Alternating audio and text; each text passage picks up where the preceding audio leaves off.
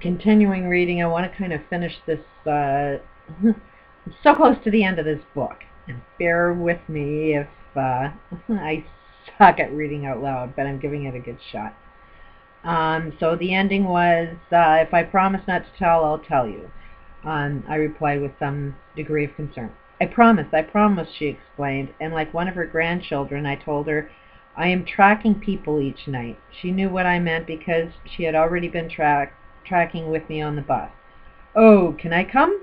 She was sincere, so I replied, let me ask. I asked my Farage brothers, and they agreed, so off we went.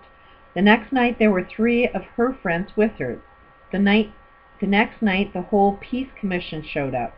The Arabs brought more cars. The whole procession looked like something out of a movie. No lights, a caravan of 5 cars, all winding down through the dark streets in the middle of a war zone. It was after curfew, and everyone crouched down, keeping a lookout for Israeli soldiers going from house to house, tracking people labeled as terrorists. During the day we would sleep on the bus and drag ourselves through the various sites and try to stay awake during the meetings.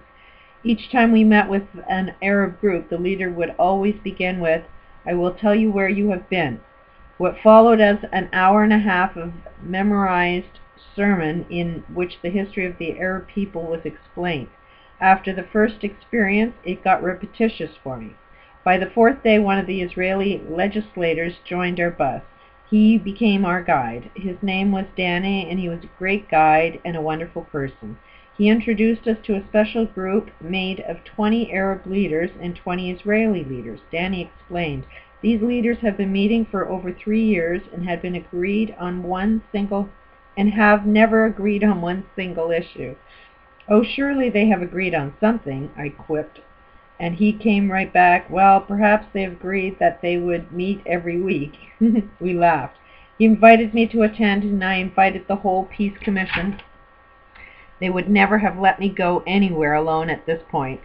The group of almost 40 Israeli and Arab leaders met in a large room and sat in a circle.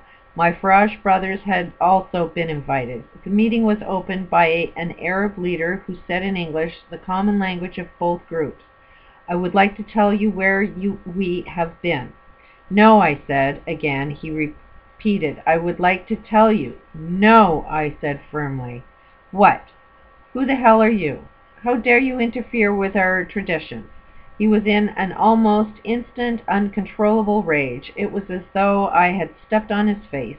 But my Arab friends said in chorus, he is Farage. They were all pointing at me, saying, he is Farage. I focused my attention completely on the leader, but I could tell by my Arab friends were nodding their heads up and down, grinning as wide as their mouths would go. Never had anyone dared to interrupt the "this is where we have been" sermon. This was high drama for them. For me it was an attempt to break the pattern of the Holodynamics that were the keepers of the gates. The keepers of the gates never let anything new happen. As long as they were locked into that sermon, change was almost impossible. They were operating from within a closed event horizon, and I wanted to help them potentialize solutions, so I said no. An Arab leader was so outraged he was close to physical violence, but his friends and his Farage brothers prevailed. He looked away from me for a moment and saw that his own people were agreeing with me.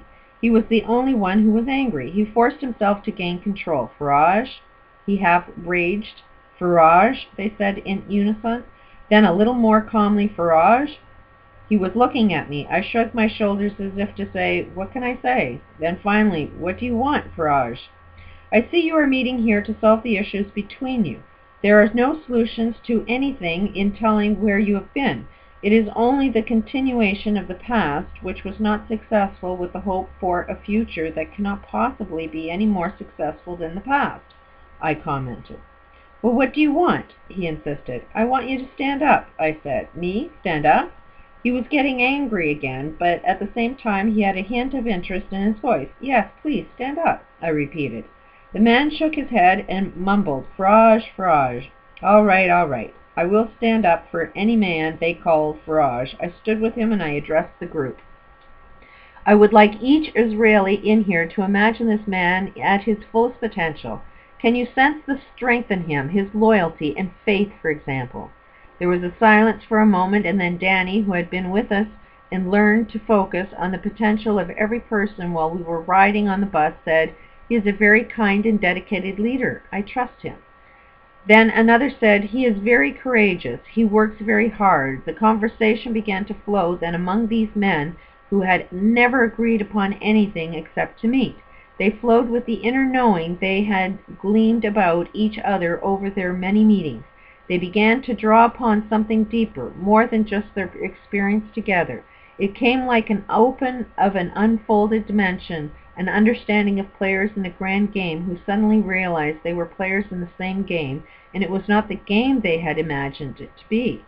It became a different game, a different dimension of thought, a different view of their own reality.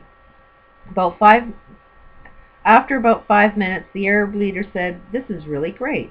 I never knew. He almost cried. Then I stepped in and said, "Now, Danny, would you come up here?"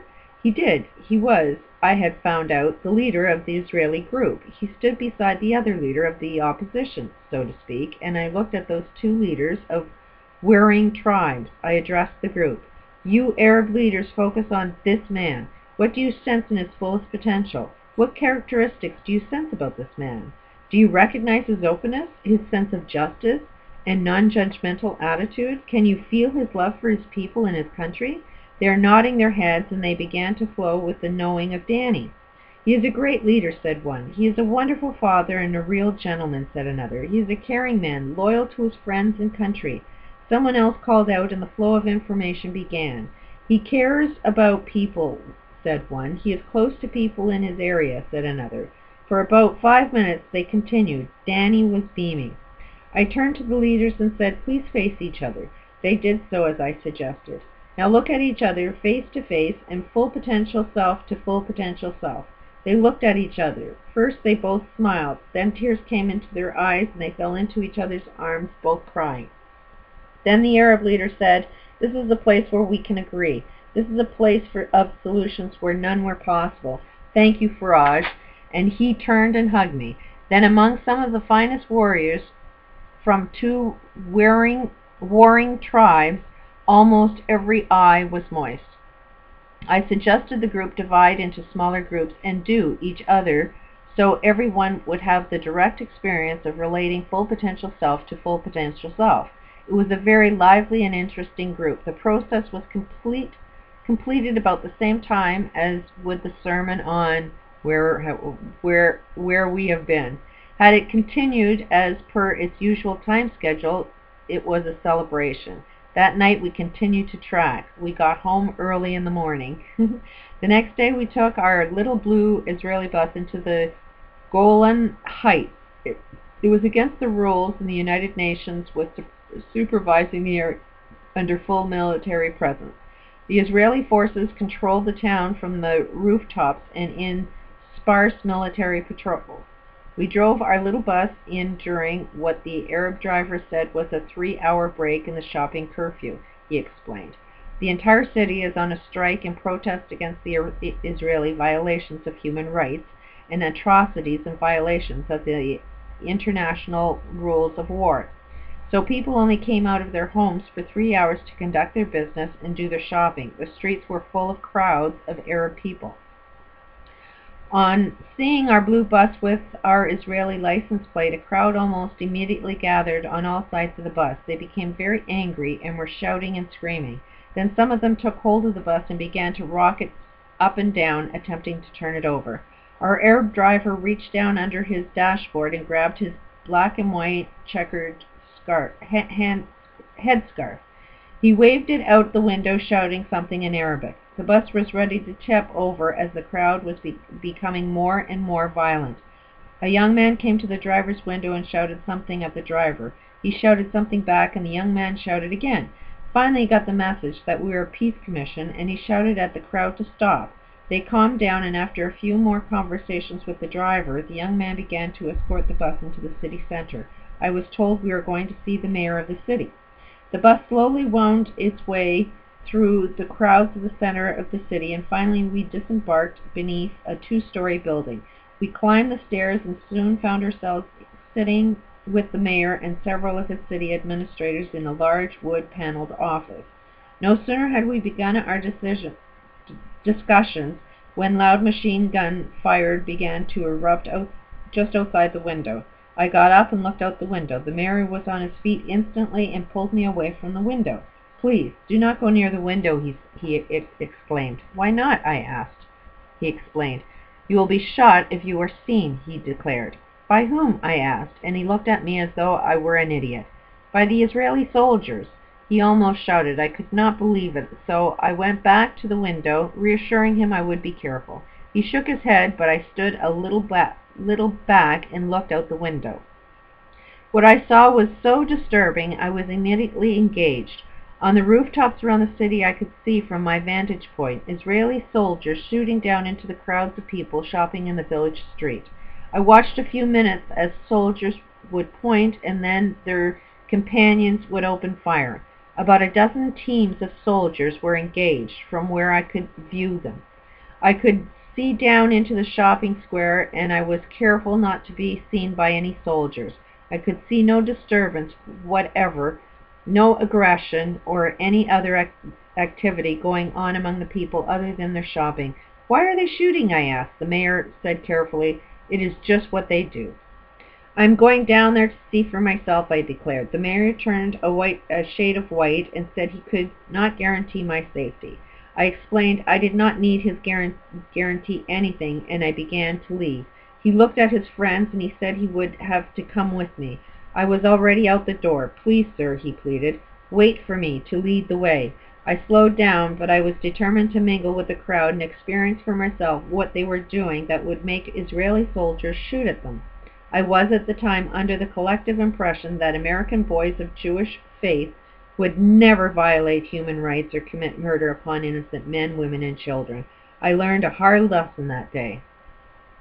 The mayor, his councilmen, and the entire Peace Commission followed me into the streets. The square beneath the mayor's office was crowded with people shopping. It could have been any market in any city for all I could discern. People were going about their business.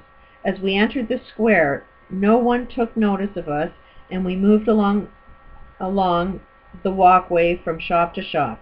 I could still hear the machine guns, but it was coming from down the block. Suddenly, without any notice, I looked up and saw 3 holes peel out of the aluminum awning just 10 inches from my head. The wall burst into particles of stone, and I caught it right in the face. I was still trying to figure out what happened when an Arab, a completely stranger, grabbed me by the shirt and pulled me into the nearest shop door. I shall never forget the look he gave me. He did not say anything, just glared at me as if to say, "Wake up, don't you know anything?" Then, seeming to recognize me as a stranger, he continued to look directly into my eyes. I heard the message, "This is how it is here." We had to wait then, as the Israeli patrol had spotted us and commanded us to halt. We were detained and then ordered out of the city. Roman Vernon, who was leading the commission, negotiated for time to finish our trading with the mayor, and so we permitted to return to his office. I thanked him for putting himself at risk and assured him the information I had gleaned would be put to good use. The rest of the commission agreed, but he simply shrugged his shoulders and reassured us it comes with the territory. The mayor was a gentleman, widely read, well educated, and a great singer. He took us into the hills and killed a lamb from one of the herds. He and his men built a fire and roasted the lamb. He sang old ballads while we waited and talked. The lamb was all we had to eat, but someone got a bottle of wine and a loaf of bread. It was a great gesture of friendship in time of extreme hardship for his city and his people. Demanding upon his view, the best of men can become the worst of men, and the worst of men can be the best of friends. War games can change the way people behave, but they can't change the inner goodness of people. I know this book was written just a few years ago, and things have probably escalated way out of control, but it is kind of relevant to see what goes on in Israel, and you turn into what you hate. And the Jews were sent into the ovens and tried to exterminate. Now Jewish people are trying to exterminate other cultures. It's interesting. I'll continue on another video.